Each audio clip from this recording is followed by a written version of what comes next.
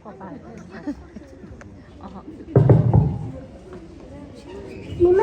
आफ्नो काम सकाएर आफ्नो घर आउँछे।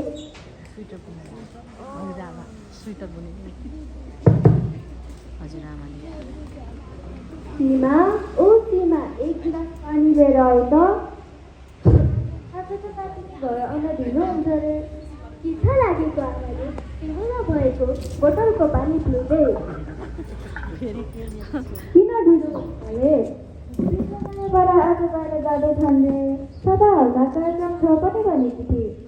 मलाई त सीमाले केही भनिन। मलाई नि सबै कुरा भनेकी होइन, लुगा झोलामा हाल्ने थिए।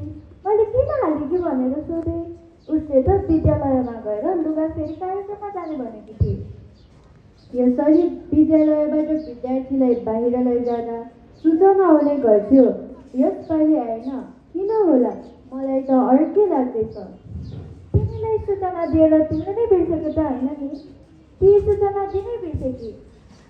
म आफ्नो कामले निकै व्यस्त थिएँ। तपाईँलाई नि थाहा छ। बुबासँग भने कि म फोन गरेर सोध्छु है।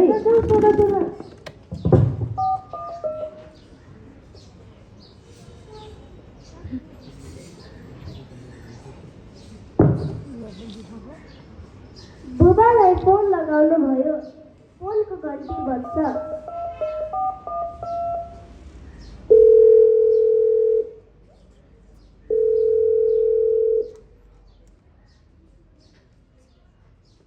सुन्नुहोस् न, छोरीले तपाईँले केही सूचना भनेकी थिए र? कस्तो सूचना? किन के भयो र? होइन, के भएको छैन। बरु तपाईँ घर कति बजी आउनुहुन्छ? मेरो अफिसमा काम छ, केही भयो भने फोन गर न। सुन्छ।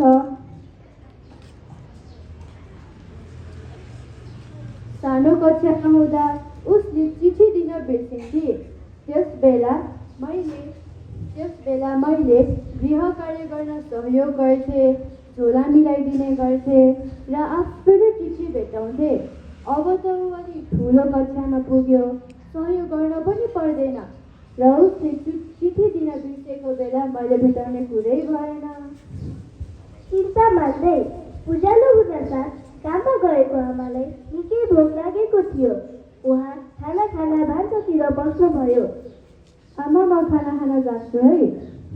जाउँ न त, मैले तिमीलाई लागि भनेर भान्सामा खाना राखेको छु। हुन्छ।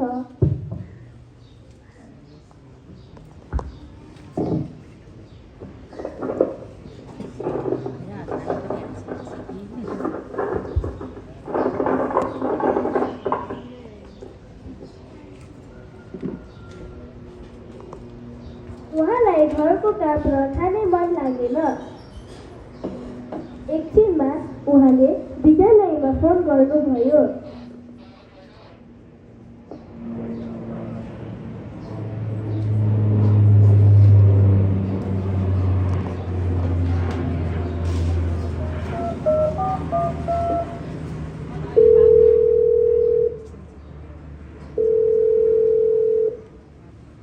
हेलो, देवी, हजुरलाई के सेवा गर्न सक्छु?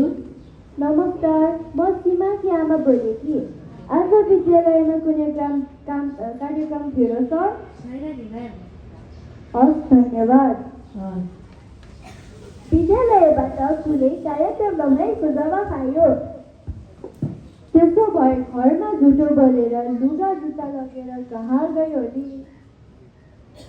पुरोमा हात हाल्दै हाँसिँदै कहाँ गयो नि यो केटी?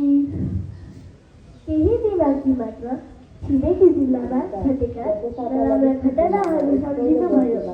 पत्र-पत्रिकामा आएका नराम्रा घटना पनि सम्झिनुभयो। बालबालिकालाई विद्यालयका प्रहरीले भेटाएर उद्धार गरेको समाचार आज पनि पढ्नु भएको थियो। अपरिचित मानिसको विश्वासमा नपर्नु र